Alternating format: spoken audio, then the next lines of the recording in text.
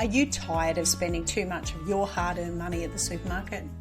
Are you dreaming of farm fresh eggs, homegrown veggies, and homemade everything? Well, welcome to Ditch the Store, where we break free from supermarket dependence and take back control of our food and household essentials. I'm CJ, and I'm here to show you that life is too short for store-bought eggs. So let's get started. G'day everyone, and welcome to another episode of Ditch the Store. I'm very excited for the next 9 episodes actually that I've mapped out. We are discussing all things goats, and particular dairy goats. So if dairy goats is something that you're interested in, you are going to love the next 2 months. For all of September and all of October, we are going to discuss everything you need to know about having, raising, looking after, milking, and the best bit, prepping things at the end: milk, cheese, ice cream, all that kind of stuff, all the good shit.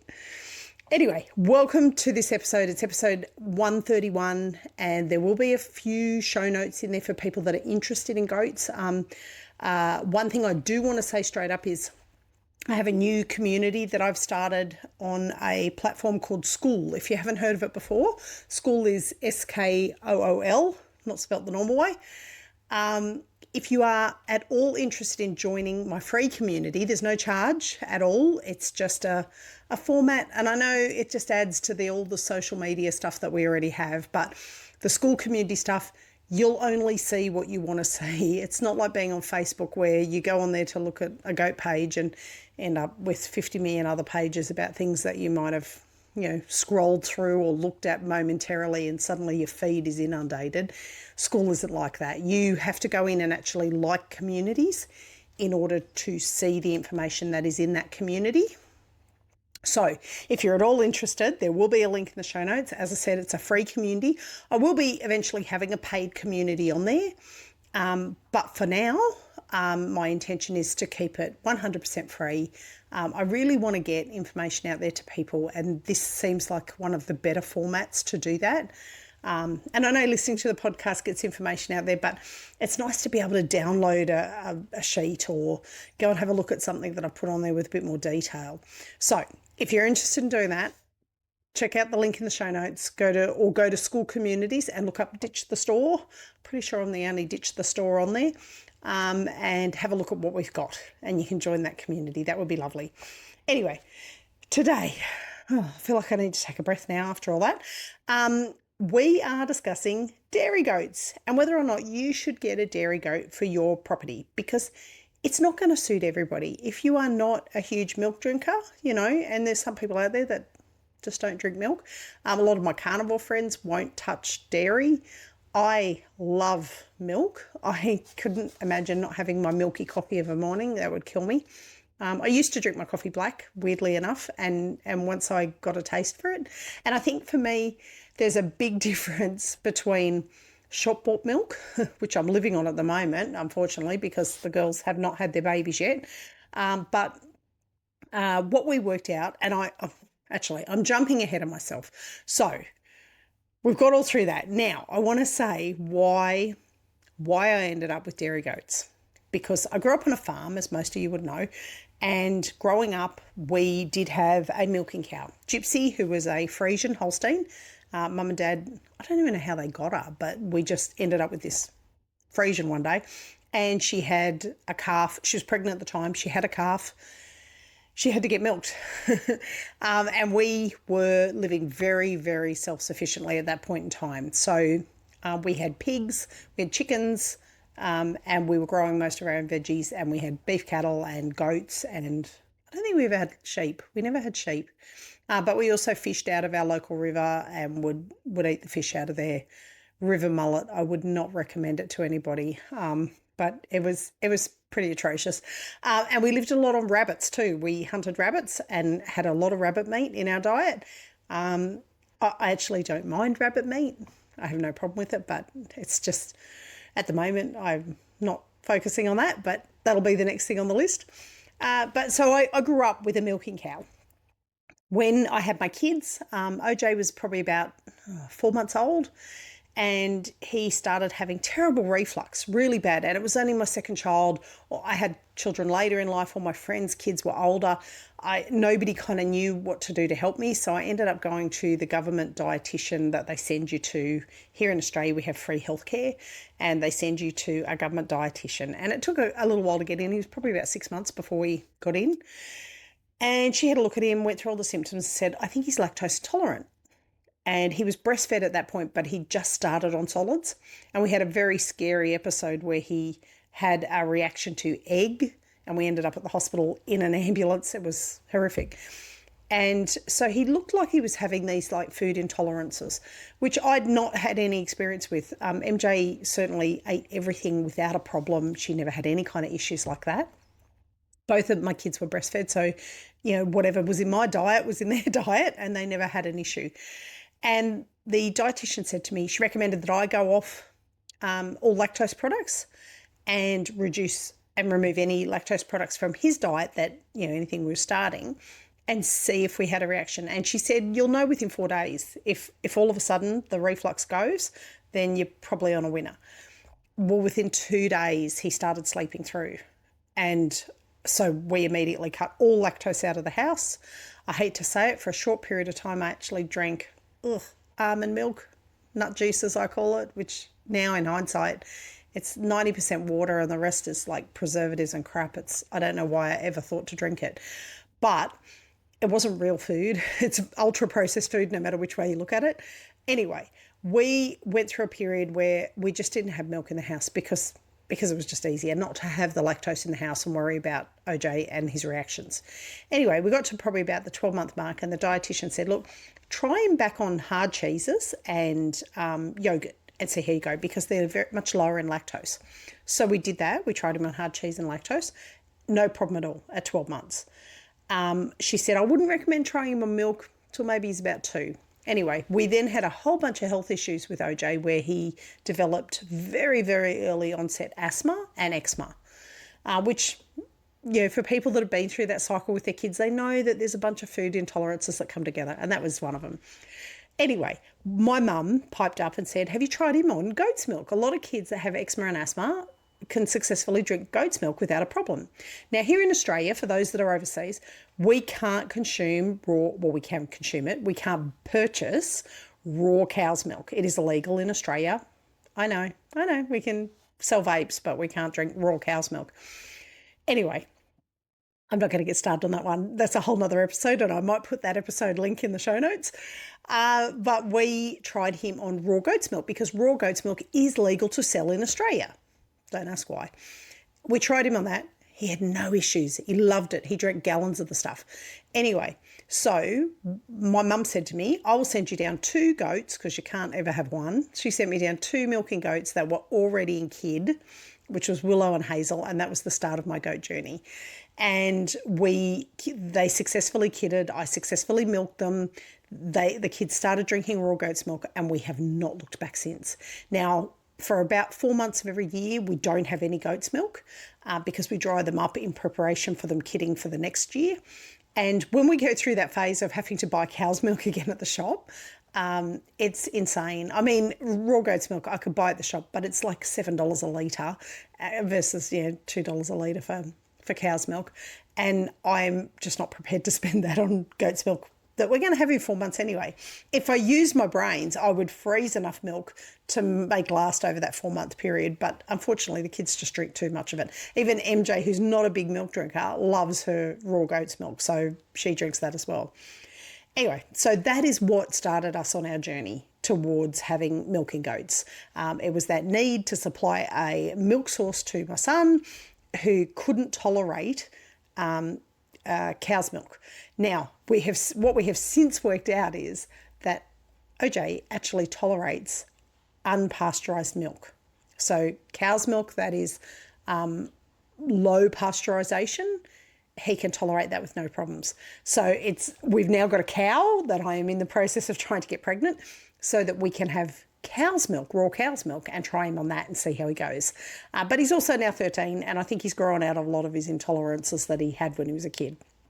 So That might be something like why you want to have dairy goats, but there's some other reasons that people sometimes look at too.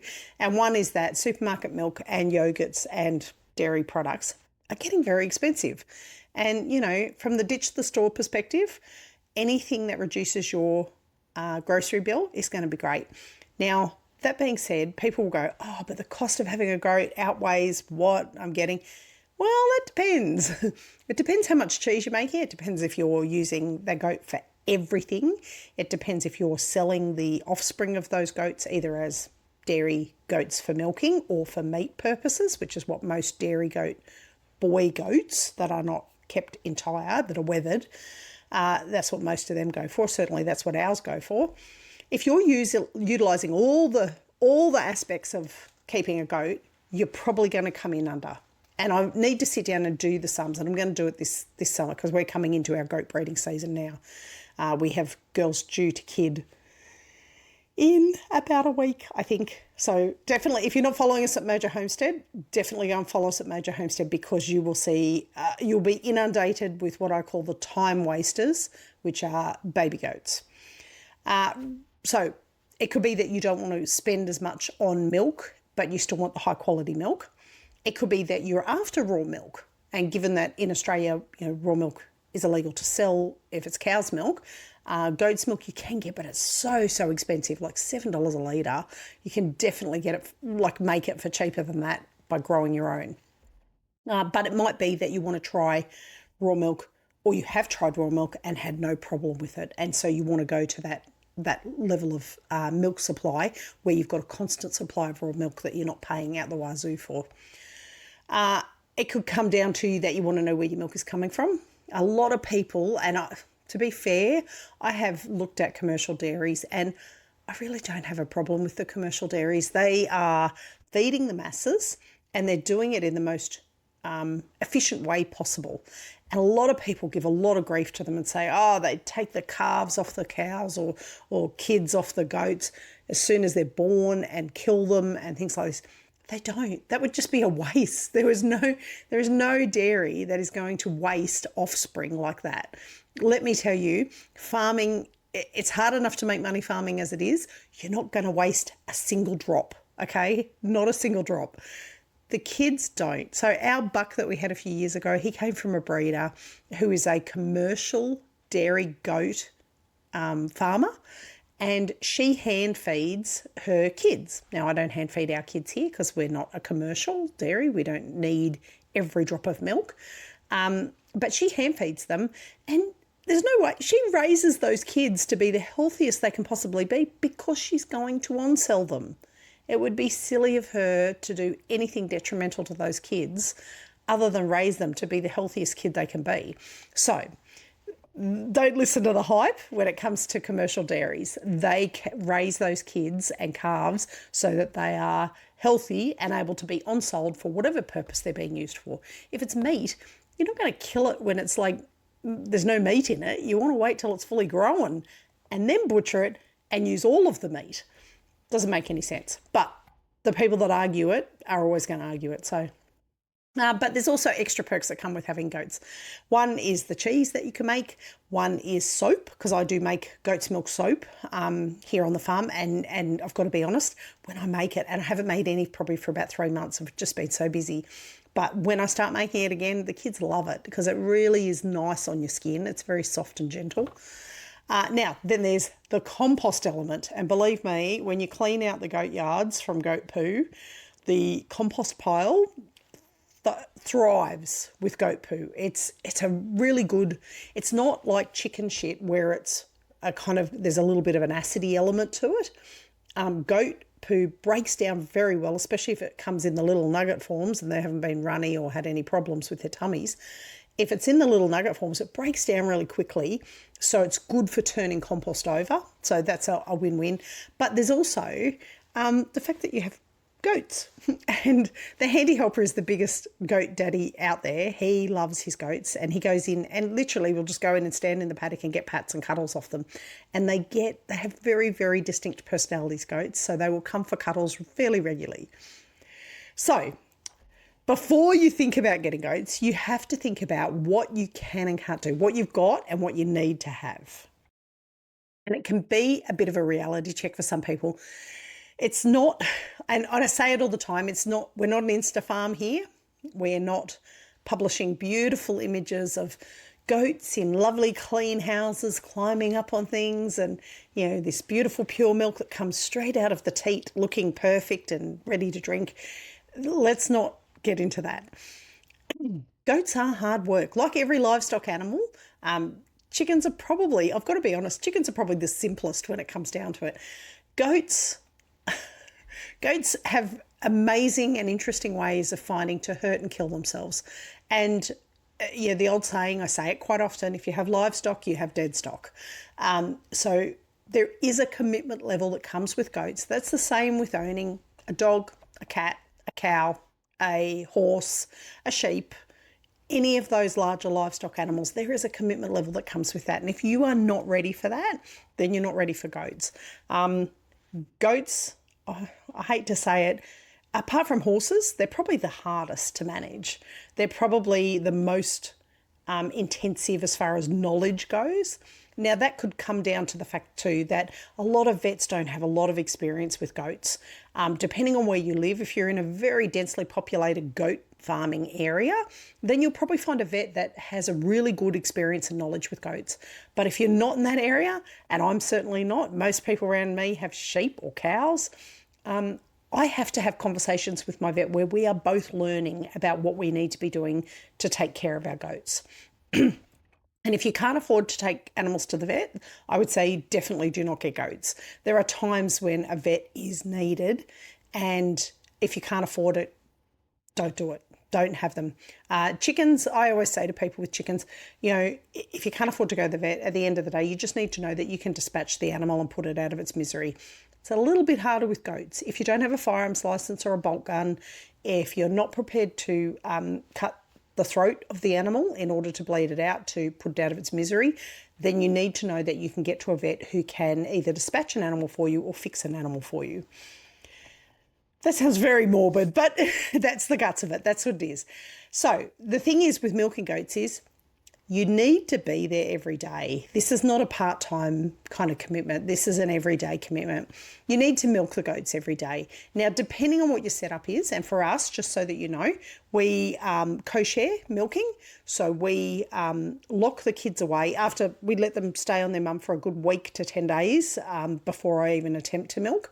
And that's so that the babies can get the colostrum out of mum, because the colostrum is what helps them build up their immune system and helps them start that process of growing to be healthy, strong animals. So at about the 10-day mark, usually, I'll start locking the kids away. And I usually start pretty late. So I'll start like 10 p.m. at night, I'll lock them away.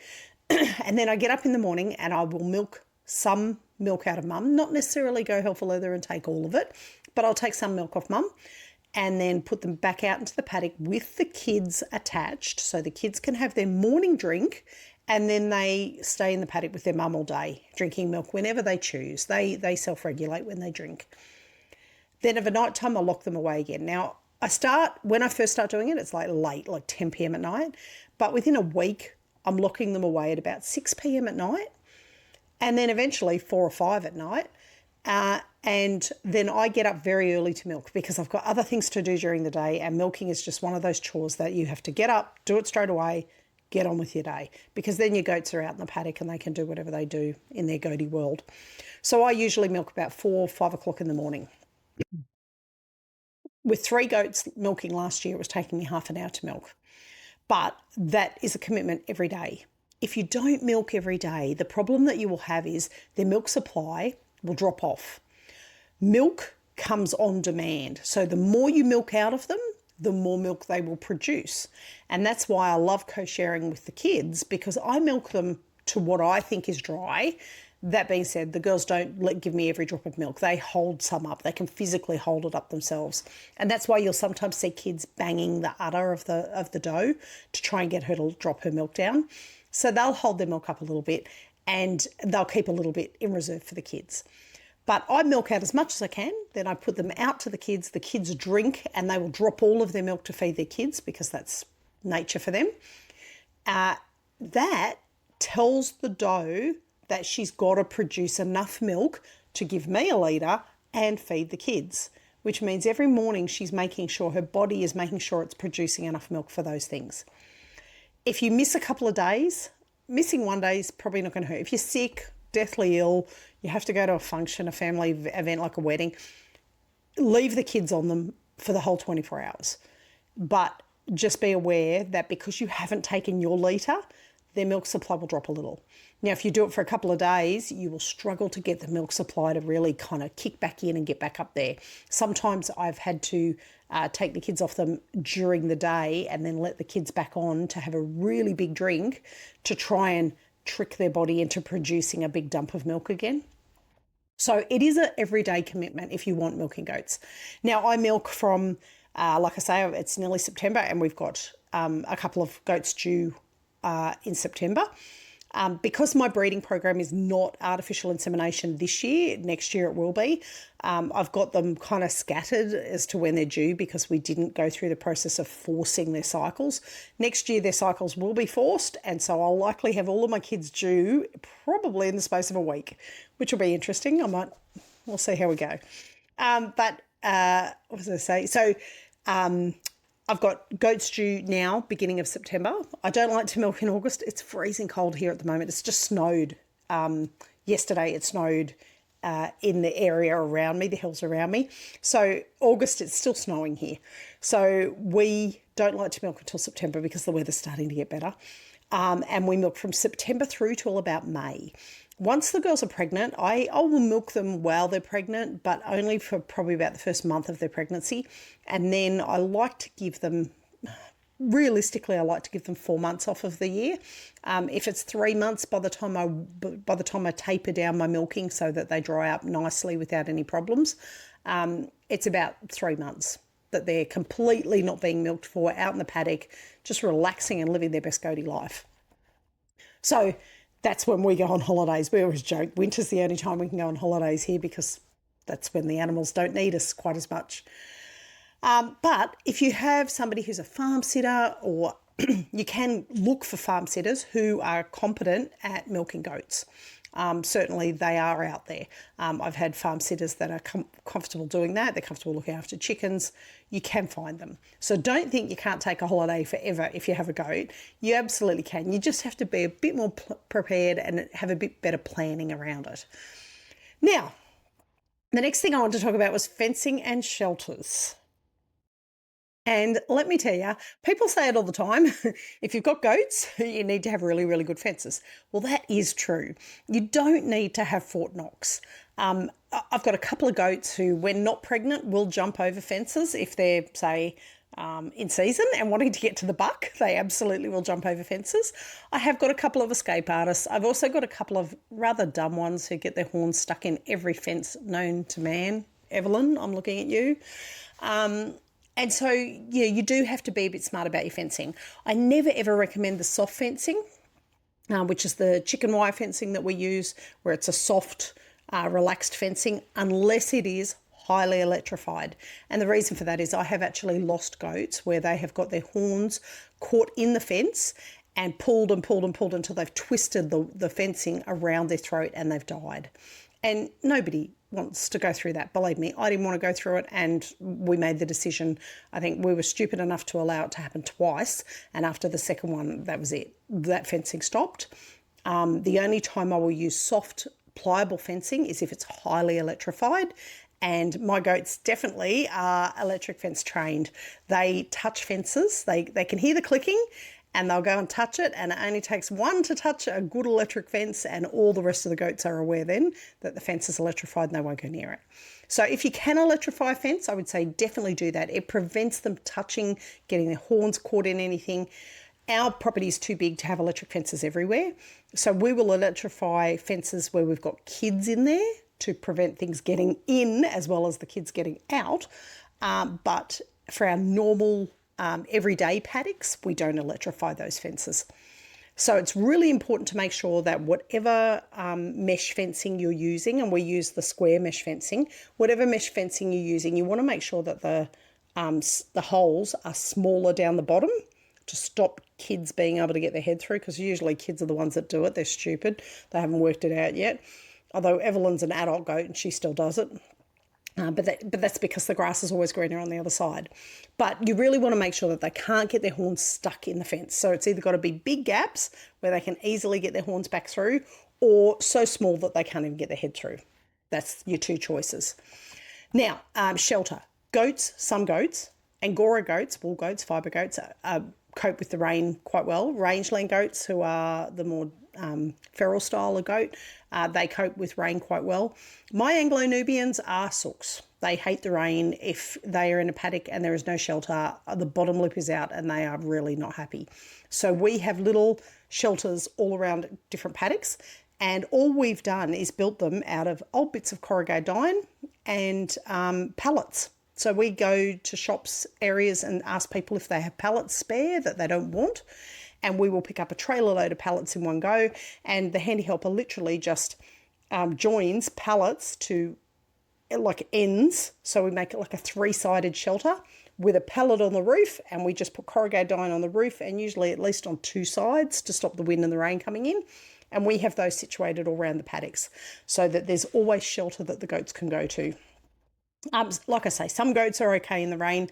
Most dairy goats can be a bit soft and a bit sooky, and they're not going to like the rain. And also, they don't have a woolly coat, so it's not like in the really extreme cold and snow and things like that. You really need to have shelter for them. They don't tolerate super cold weather. There are some that do. Some of the Swiss breeds. When we go into, we'll discuss breeds on another episode.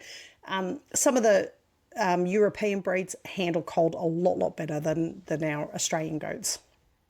But my big hot tip for goats and fencing and shelter is do not bring goats home to your property until you have all of the fencing, until you have all of your fencing done. Fencing and shelters have to be done, have to be completely finished before you bring goats home. You don't want to be out there in the middle of the night with goats pushing through fences, trying to fix them and get them sorted. Have them ready to go. Bring the goats in. If you've had an electric fence put on, make sure it's fired up and ready to go. Goats are very smart, and they will work out that fence is electric pretty quick, but you want them to think it's electric right from the get-go, because then they'll never try and push through it. So that's and if there's a weak spot in there, if there's a hole, put a goat in there for 5 minutes, you will find it. They'll find it and let you know, because you'll see them escaping through it. So what does a typical week look like for somebody with milking goats? Well, it's not like having a dog or a cat where you have to walk it and you have to spend time with it and they get bored on their own and they're barking and the neighbours get annoyed. It's not like that. They don't need constant attention. That being said, goats have very cute personalities, and they will love any human attention, especially if you're down there giving them treats like carrot sticks or bits of apple or anything like that. They will love you to the end of the world and back. So you can develop that kind of relationship with your goats. Some goats are more clingy than others. I have got milky goats that are real sooks, and others that just don't want to know about it. But they are fun to watch, and I do call the kids the ultimate time wasters, because you can stand out in the paddock and watch them and their antics, especially when they're little kids and they're just learning how to use their legs and jump and everything. You can watch them for hours and waste time without even thinking about it. But normally what happens for us is, we get up in the morning, 4 or 5 o'clock, we go milk our goats. It takes me about half an hour to milk 3 goats and bring the milk back and process it. Now, processing for me is not pasteurising. I don't pasteurize my milk. I literally strain it through a cheesecloth piece of fabric that I put over a bucket. I strain it through there, and then I put it straight into glass jars that have already been hot water washed. Now, I don't sterilise them all the time. I sterilise them probably about once a month. I'll sterilise my glass jars. So I sterilise them at the beginning of the season, and then about once a month I'll try and put them through a Milton wash, which is like a bleach substance that's good for babies' bottles. So I get it into the glass jars and get it into the fridge as quickly as possible. What a trick that we have worked out here is that if you refrigerate goat's milk as quickly as possible, if there is any goaty taste to milk, which is what usually puts most people off having goat's milk, it doesn't. The quicker you chill it, the less goaty taste there is. And it took us a little bit of trial and error to work it out, but it's absolutely 100%. Our goat's milk, I've fed it to people who've said, oh no, I don't like goat's milk. And I've given them a glass, they've taken a mouthful and gone, oh, is that goat's milk? It just tastes like cow's milk. I'm like, yeah, surprise, surprise. When you manage it properly, it doesn't taste like goat's milk. So we do that first thing in the morning.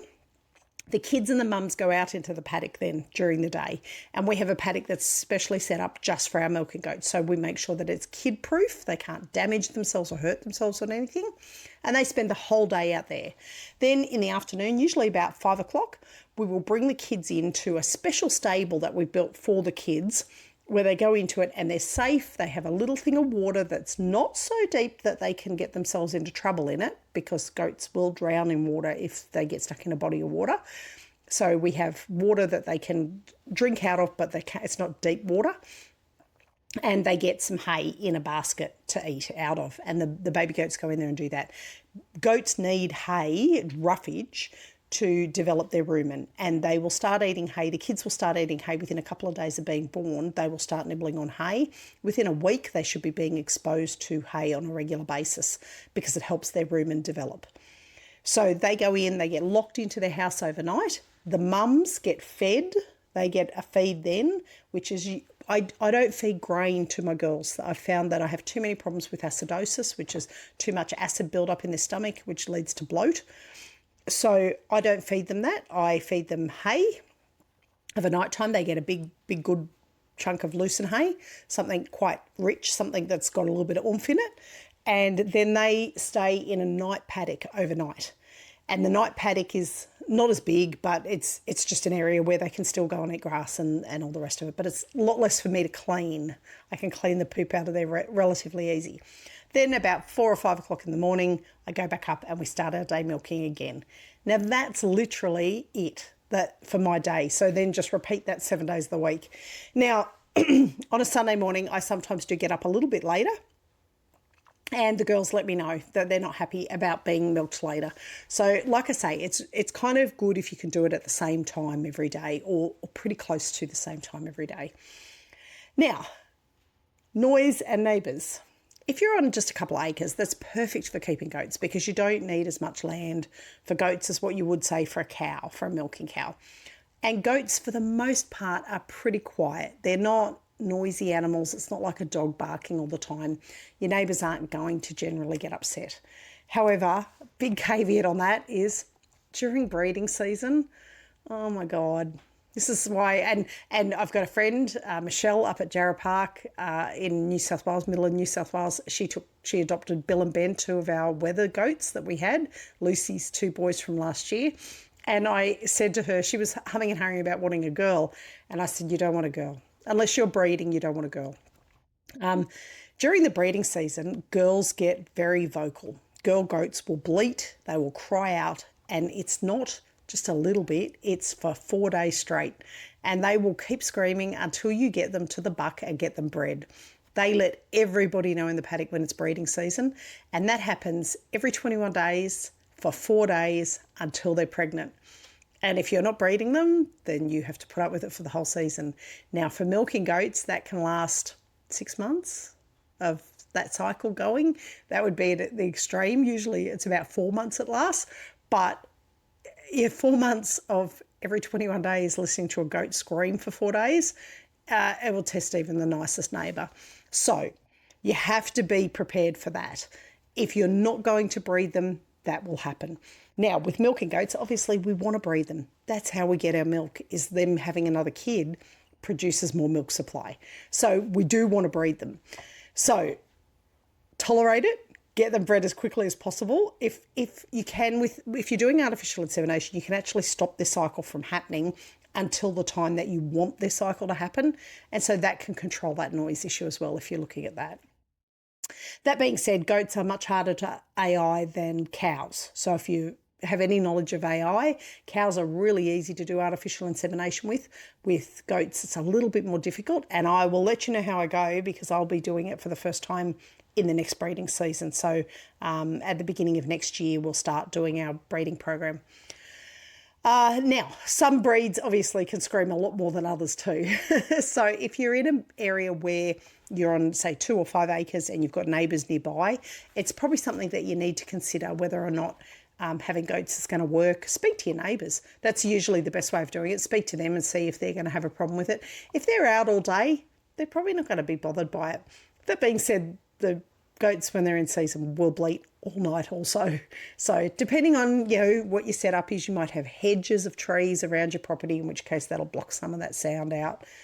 You work it out, whatever's going to suit you. Now, common goats and goat myths and misconceptions. You don't need a whole herd. You do need 2 goats. Goats are herd animals by nature, and if you don't have 2 goats, they will get lonely and pine, and they can sometimes actually fret and make themselves quite ill. So that being said, I have seen them bond with sheep, donkeys, even a pig. So long as they have a herd of sorts that they can be with, then that could work. But I would always say, if you can afford to have 2 goats, definitely have 2 goats. They just keep each other company, even if they don't like each other, or even if they appear not to like each other, or they haven't come from the same herd. They might be a bit funny, but the best case scenario is to get 2 sisters, because they're always going to get along. It also means that breeding wise, if you have 2 sisters, you kind of can control where your male genetics are coming from, in that they're not linked to those 2 sisters. But they can live happily with others. But definitely I would encourage you to have 2 if you can afford to. Now, goats don't eat everything. People say they do, and I've seen a goat eat a cigarette literally out of somebody's mouth. It wasn't lit, don't worry. But they ate the tobacco like a tailor-made cigarette just straight out of somebody's mouth before they had a chance to light it. So they will eat things that are unusual. And there is a thing called hardware disease. It's for cattle as well as goats, where they can sometimes eat things in the paddock that are not normally edible things, and that can cause problems with their rumen, with their stomach. So they are fussy though. Some goats can be really fussy. We've got goats that won't even eat pieces of apple or carrot. We've got other goats that will inhale them and will knock you over in the rush to get at them. So the goat personality will determine what it's going to eat. But what you do have to be aware of is that goats don't always sense danger. They don't always know which plants are toxic to them. So it's a really good idea to have a look at a toxicity list for goats, and you can usually find them at the Department of Agriculture pages in your country that will list the plants in your area that are toxic to animals. And you really want to have a look at that and make sure that you're not putting your goats into a paddock where any of those toxic plants exist, because like I say, goats don't always get it, and they will sometimes go and eat them, and you'll end up having a goat die from poisoning essentially. Definitely check before you let them loose into any paddock and see what's there and make sure that it's okay. If it's just grass and trees, ours live in just a normal paddock with grass and trees. The only toxic plant that we've ever had an issue with is death cap mushrooms, which we get a lot here in Australia in the area that I live. And goats will eat mushrooms. So we found out, and that can cause problems. And we actually lost Anna, one of my milking goats, because she went and ate. We actually lost 2 goats at the same time, a little kid and Anna that had both, we believe, eaten death cap mushrooms, and they didn't make it. Now, you don't have to feed grain. I don't feed grain. I feed lactating goat pellets to my milking goats, and I don't feed grain to any of my goats. And the reason for that is because we have had an issue with bloat and acidosis in the past. And in most cases, I've been able to bring the goat back from it. In one case with a kid that was a bottle-fed kid because she'd lost her mother to mastitis, I was not able to bring her back. The bloat was too severe, and it just, to me, is not worth feeding grain to them. That being said, there's lots of people out there that feed grain to their goats without a problem. I think it's a balancing act, and if they're not getting enough dry roughage, then giving them too much grain is always going to cause a problem. But also too, it comes down to expense. And for me, my goats live off the plants that they have in the paddock. The Angora goats don't get fed any supplementary feeds unless they're kidding. And my milking goats only get fed a supplementary feed because they are milking. So when they're milking, they get the lactating pellets. And I found that the lactating pellets doesn't cause any stomach issues. I start feeding them. I've already started feeding my milking goats that are due in the next 2 weeks. So they've started getting the pellets now to try and help them build up their milk supply and make sure that they have nice, healthy kids. But other than that, mine get fed roughage of hay and they are exposed to rotating pastures. Now, milking is not scary. People get a little bit worried about it. They go, oh, I don't think I could do it. The handy helper's had a go at it, and even with his big man-sized hands, some goats with a reasonable sized teat, you can milk even with man-sized hands. If you're looking at Nigerian dwarf goats, which we'll talk about in the breeding in different breeds of goats later, just be aware that they have smaller teats because they have smaller bodies. So if you have exceptionally large hands, or for the fellas out there that want to have milking goats, you may want to look at having a larger breed milking goat, because with a larger breed milking goat comes larger teats, and it's going to be much easier for you to actually milk. But if you've ever milked anything, you would be able to milk a goat. If you've never milked anything, there are so many videos out there. I've got a video on my YouTube channel that shows you me milking, I think it was Lucy. But this year I'm going to try and make a bunch of videos about me milking so that people can actually see the motion that I use with my hand to milk a goat. But it's essentially just a tight ring at the top of the teat, like putting your hand onto the up near the udder bag, and then pushing with all your fingers down one at a time so that you're pushing the milk out of the teat. It's not that hard to do, and you will be able to learn to do it. You'll probably feel a little bit awkward, but practice makes perfect. What I have said to people in the past is try and build up a little bit of hand strength beforehand. So if you've got one of those hand exercises that the boys use sometimes with the grippy things, or even a tennis ball, and just squeeze on a tennis ball for a couple of weeks before you know you're going to be milking, just morning and night, 5 minutes of squeezing a tennis ball, it just builds up a little bit of hand strength. I joke that I have really strong hands for a woman, which, I've been a firearms shooter for a long time as well, so that helps in that respect. But for milking goats and milking cows, I think dairy maids, I don't want to make a joke about it. This is not PC anyway because I swear too much, but you can use your imagination what I'm getting at. So have a go at it. If you've got somebody nearby who's got milking goats or even a milking cow, ask them if you can go and have a go at doing it there, and they will show you how they do it and see how you go. Definitely try goat's milk before you get goats. I don't want you to go out there and go, oh, I'm going to get goat's milk, milking goats, and I'm going to have them, and then you have your first drink of goat's milk and go, oh my God, that's disgusting. Why have I got milking goats? I don't want milking goats. I'm never going to drink that milk. So you can buy it in the shops. Sometimes it's pasteurized, sometimes it isn't. Go and have a look, see what you can afford. Buy some, take it home. Everybody have a sip. Try it with something mixed in with it. Try it in cooking. Try it just drinking straight and see if you like it. I find the only thing I struggle with my goat's milk is making yogurt. I can never get it to set properly, and there's something to do with the makeup of goat's milk, because goat's milk is very, very similar to human milk. It's probably the closest out of the mammals, out of the animal world, that's closest to human milk, but it just doesn't make yogurt for me. Cheese, great. Yogurt, not so much. And the reason I say to test it beforehand is if you have anybody in your family that has a sensitive palate, so somebody who's very, very attuned to their taste buds, they may say they can taste a bit of a goaty tang to it. And so you don't want to go through the process of having milking goats if they're not going to drink the milk. That being said, if you do have enough space, later on next year I will be going through Jersey and Friesian cows, milking cows, having a house cow, and that might be a better option for you if you've got the space. But see how you go. People with sensitive palates sometimes pick up a little bit of tang to it. Also too, it can come down to what they're being fed. And with the lactating goat pellets, certainly we have noticed that makes no difference to the taste of the milk, which is a good thing.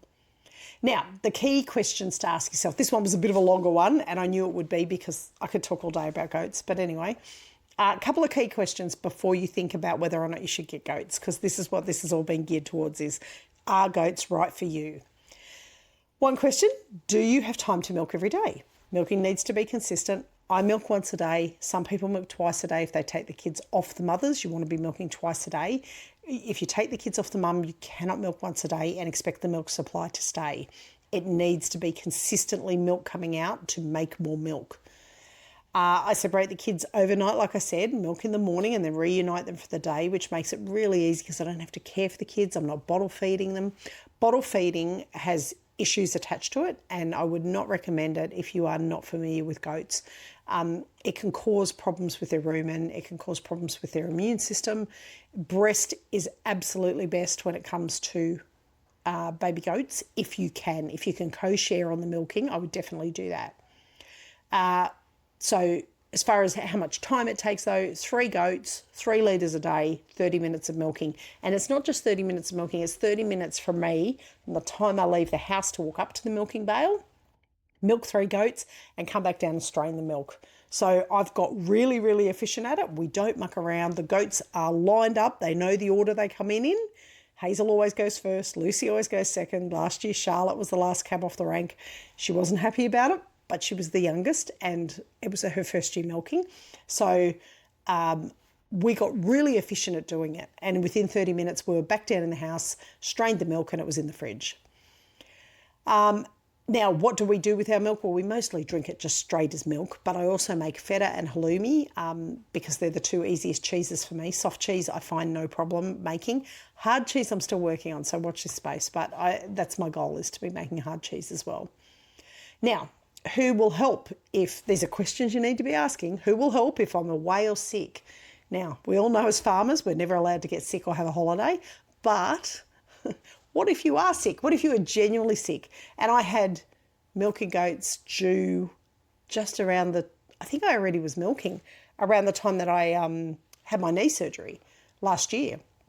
And so the handy helper had to have a go at milking, but they went 3 days without being milked, and then I got back into a cycle of milking them. So as soon as I came home from hospital, I was up in the milking bale on crutches, milking goats.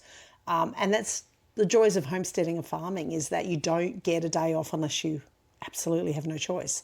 But at a pinch, you can leave the kids with mum overnight in the paddock, so long as the paddock is safe and well protected, so there's no predators that can come in and we'll deal with that in a later episode. But you can skip milking for a couple of days. You just need to be aware that the milk supply will drop off and you'll need to work twice as hard to get it back up there. It's not ideal, but it's doable if you have to be away. Now, room for more than one. So I would say always have 2 as a minimum. I've got 7 that are milking. I think we're over 20 in total, but 7 that are milking goats. And I would always say have 2 as a minimum. They keep each other company. They are herd animals. They really don't like being on their own. But if you are short on space, Nigerian dwarf goats, which we'll discuss in the breeds episode, they don't need a lot of space because they are miniatures. They're small. So they don't produce as much milk, but it's a leg in the door for you. They also produce a lot of butter fat in their milk, which means it's good for making cream, like separating to get cream out or to make butter. You could definitely have 2 on 5 acres. And lastly, what I wish I knew before I started. Well, we've been through the whole process. We've had a buck here, which we unfortunately lost our buck to parasites. Parasites we will discuss in the health issue, and that's your biggest concern is going to be parasites. So we had a buck for a while, and it was awesome having the buck. It made it easy. The girls got pregnant, but I am going to go down the artificial insemination route from here on in, and fingers crossed I can get all the girls pregnant, because goats are a little bit harder to get pregnant via artificial insemination, but I'm pretty determined to have a go at it. I also would have looked at different breeds. I just took 2 goats off my mum, which were Anglo-Nubian cross Alpines, and then I had an Anglo-Nubian buck, so I've got probably more Anglo-Nubian in the breeds now. But Nigerian dwarfs, given how much cream they produce, I would absolutely look at having a Nigerian dwarf now in order to introduce a higher level of butterfat into the milk supply.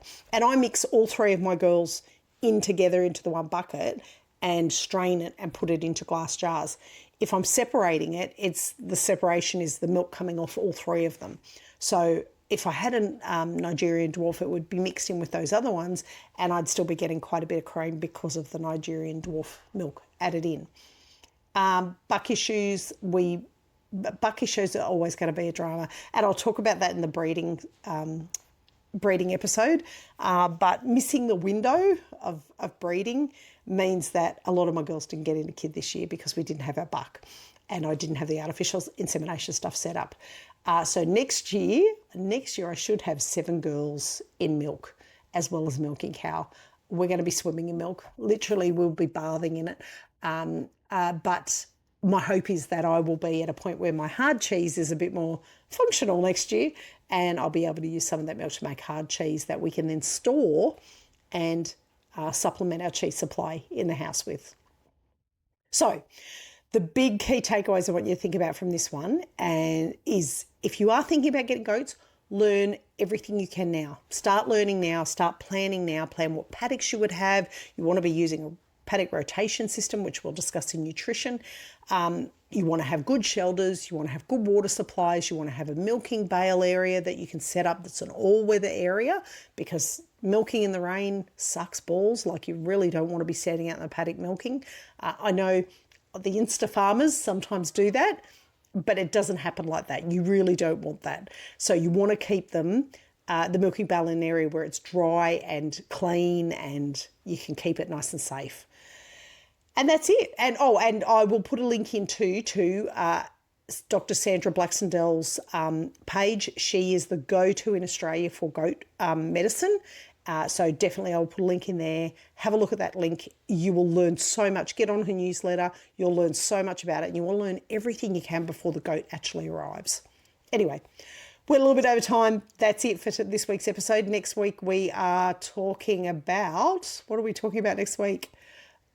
Breeds. I think we're talking about breeds, which breed to get for, depending on whatever your circumstances are. Anyway, until then, bye for now. Talk to you all again next week. Well, that's it for today's episode of Ditch the Store. If you're loving the journey to self-sufficiency, be sure to subscribe. You can also leave a review for us or share this episode with a friend who's ready to break up with their supermarket. If you've got questions or success stories, we'd love to hear about them on the socials. You can also find me at www.mojahomestead.net. Until next time, keep raising, growing and making. And remember, life's too short for store-bought eggs.